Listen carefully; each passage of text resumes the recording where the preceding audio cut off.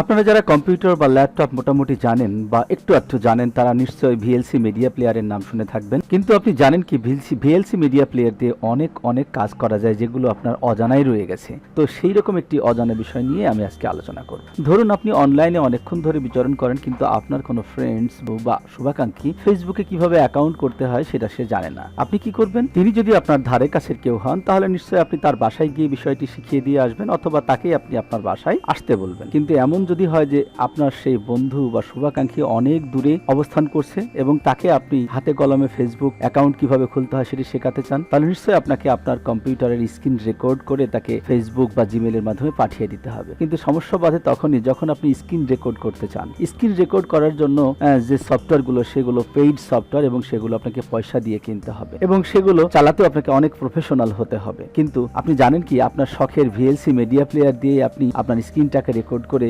আপনার বন্ধু এবং শুভাকাঙ্ক্ষীদের কোনো সহজ বিষয় বা অনলাইনের কোনো বিষয় আপনি তাদেরকে শিক্ষা দিতে পারেন। তো সেটাই আজকে আমি দেখাবো কিভাবে ভিএলসি মিডিয়া দিয়ে স্ক্রিন শেয়ার করতে হয়। তো চলুন শুরু করি।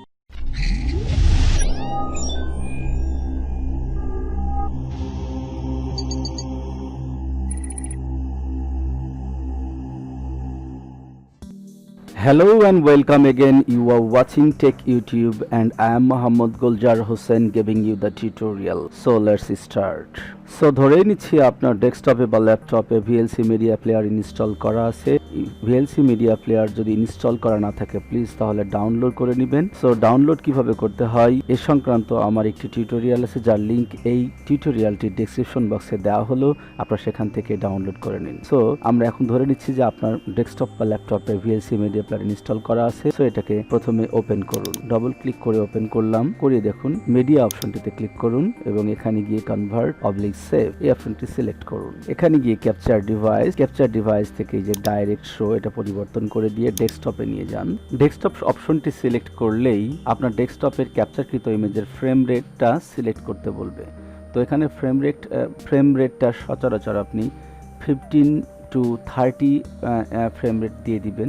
তো আমি এখানে দেখুন দিয়ে দিচ্ছি 20 fps অর্থাৎ ফ্রেম রেট পার সেকেন্ড। এটা দিয়ে আমি কনভার্ট সেভ অপশনটিতে ক্লিক করলাম। এখন আপনাকে যে কাজটি করতে হবে এখানে গিয়ে আপনাকে এখানে প্রোফাইল নেমটা সিলেক্ট করে দিতে হবে। এখানে বাই ডিফল্ট কিছু প্রোফাইল নেম আছে উল্লেখ করা, দেখুন যে video for YouTube HD, video for Android HD, অর্থাৎ আপনি কোন পারপাজে এই ভিডিও বা স্ক্রিনশটটি আপনি রেকর্ড করছেন সেই জন্য আপনাকে সেই অনুযায়ী প্রোফাইল নেমটা এখান থেকে আপনি সিলেক্ট করে দিতে পারেন।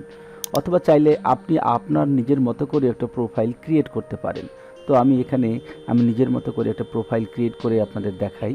তো এখানে প্রথমে আমি ক্লিক করলাম, ক্লিক করে দেখুন এখানে আমি যেহেতু MP4 ভিডিও তৈরি করব এই প্রোফাইলের আন্ডারে, তাই এখানে MP4 দিয়ে দিলাম।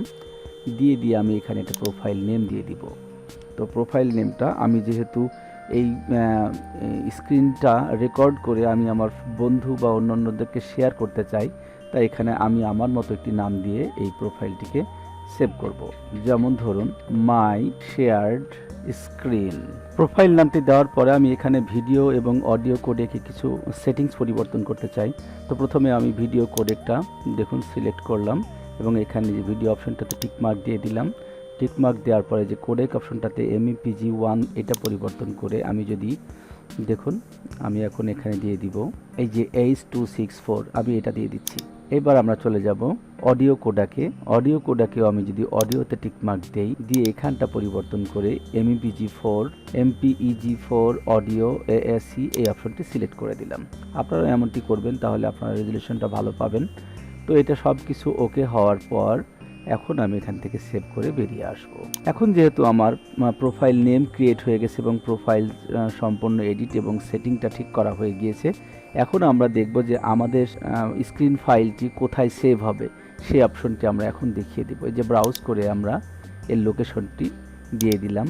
এই যে ডেস্কটপে আমি আমার ফাইলটিকে সেভ করে রাখতে চাই। আর এখানে নাম দেখুন ফাইল নেম অটোমেটিক্যালি একটা এসেছে মাই ডিভাইস স্ক্রিন। এটাকে আমরা চেঞ্জ করে যদি আমরা দিই মাই শেয়ার্ড স্ক্রিন, দেখুন মাই শেয়ার্ড স্ক্রিন দিয়ে আমি এই যে সেভ বাটনটিতে ক্লিক করলাম।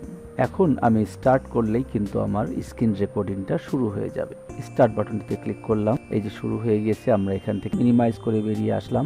এখন ধরুন আমি আমার বন্ধুকে দেখাতে চাই যে কিভাবে উইন্ডোজ 10-এ কোনো প্রোগ্রামকে আনইনস্টল করতে হয়। সেটি যদি আমি সেই পদ্ধতিটি যদি আমি রেকর্ড করে আমি আমার ফ্রেন্ডকে পাঠাতে চাই, তাহলে কিভাবে রেকর্ড করব দেখুন। এই যে আমি সার্চ বক্সে লিখলাম কন্ট্রোল প্যানেল, লিখে এন্টার দিলাম। এরপর আনইনস্টলে গেলাম, গিয়ে দেখুন আপনি যে প্রোগ্রামটি আনইনস্টল করাতে চাচ্ছেন সেই আনইনস্টলকৃত প্রোগ্রামটিকে সিলেক্ট করবেন। এই যে আমি এক্সপ্লেন্ডিনো 64 বিট ভার্সন এটিকে আমি আনইনস্টল করে দেখাচ্ছি।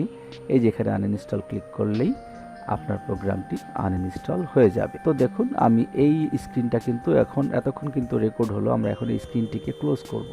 খেয়াল করুন, গিয়ে এই যে এখানটিতে অফ করে দিলাম, দিয়ে আমি মিডিয়াতে গিয়ে কুইট করে বেরিয়ে আসলাম। এখন রেকর্ডকৃত স্ক্রিনটি বা আমার স্ক্রিন ক্যাপচারটি এই যে এখানে গিয়ে সেভ হয়েছে। দেখুন এই যে মাই শেয়ার্ড স্ক্রিন। এখন আমি এটাকে ক্লিক করলে বুঝতে পারবো এটা হয়েছে কিনা। দেখি,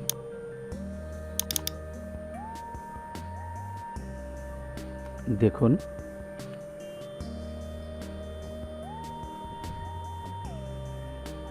আনইনস্টল সিলেক্ট হলো। এখান থেকে আমি এক্সপ্লেন্ডিনো সফটওয়্যারটিকে আনইনস্টল করছি। সিলেক্ট করার পরে এই যে আনইনস্টলে ক্লিক করলাম। এখানে আমরা দেখলাম সুন্দরভাবে VLC মিডিয়া প্লেয়ার দ্বারা আমার ডেস্কটপের স্ক্রিনটা সুন্দরভাবে রেকর্ড হয়েছে। তবে এখানে একটা জিনিস লক্ষণীয় ছিল, এখানে কোনো মাউস কার্সর বা মাউস পয়েন্টারটা কিন্তু ডিসপ্লে হচ্ছিল না। এখন আমরা দেখব যে এই VLC মিডিয়া প্লেয়ার দিয়ে আমরা স্ক্রিন রেকর্ড করব, কিন্তু মাউস পয়েন্টারটিও সেখানে শো করবে।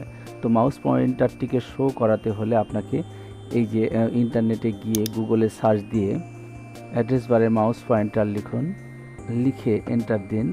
দেখুন এখানে অনেক মাউস পয়েন্টারের ইমেজ চলে আসবে। খেয়াল করুন, এখান থেকে যেটা PNG অর্থাৎ যেটার ব্যাকগ্রাউন্ড ট্রান্সপারেন্ট সেই রকম একটি মাউস পয়েন্টার আপনি এখান থেকে ডাউনলোড করে নিন। তো আমি যেহেতু এটার উপরে ক্লিক করলে দেখুন মাউস পয়েন্টারটি শো করবে। আপনি যেটা আপনার পছন্দ আপনি সেটা এখান থেকে, অবশ্যই সেটা কিন্তু এই ব্যাকগ্রাউন্ডটা ট্রান্সপারেন্ট হতে হবে। দেখে নেবেন আগে। খেয়াল করুন, এই যে মাউস পয়েন্টার PNG লিখে দেবেন আপনি এখানে, তাহলে এটা আরও ভালো বোঝা যাবে যে আপনি ট্রান্সপারেন্ট ব্যাকগ্রাউন্ডটি পাচ্ছেন কি না। তো দেখুন এই যে এখানে অনেকগুলো মাউস পয়েন্টার আছে।